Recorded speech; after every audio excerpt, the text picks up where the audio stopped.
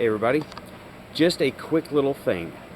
Someone told me, well, I'm rebuilding Hal, my main computer. I call him Hal. It's neat.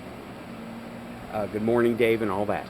But, okay, and the way I'm doing it is I've got my computer now, my main PC, the one that do all, whatever I do on, right? I've got my main computer now, and what I don't like to do is tear down a computer, be dead in the water for however long it takes to get it up and running. There are a lot of flies out here for some reason. It's been raining, so.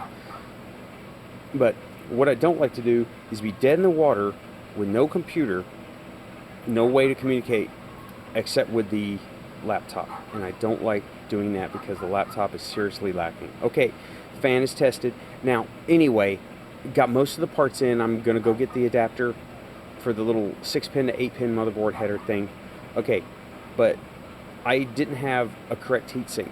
So, see, I have the heatsink on my computer, but the new box, it doesn't have a heatsink.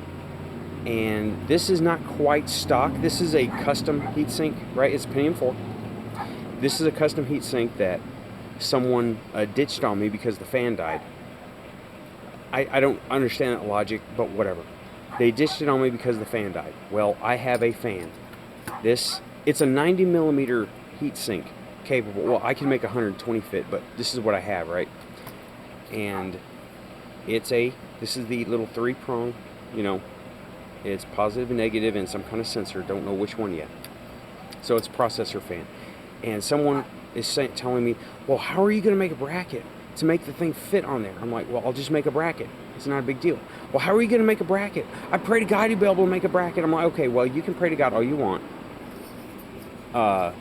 Because that's a freaking bracket, okay? See that? It ain't going anywhere. It's using spring action to hold it down, right? And you see that? You have bend, and then underneath, it bends underneath so it won't slide off. Bend. Same thing over here. And I tried to get a little fancy with it there, but oh well. It didn't work, but it didn't hinder either. So that's how I made a bracket to hold a fan onto a heatsink. I don't have to buy these things. I have material to work with, right?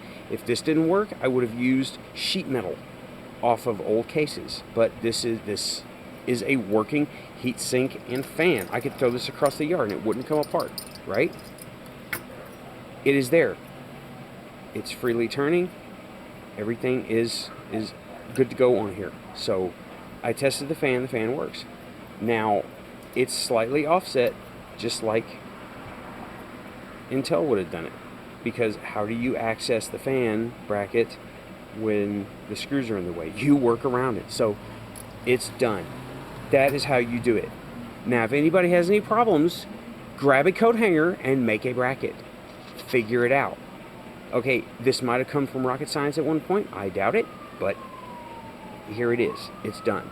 And it is going to be going into a badass computer.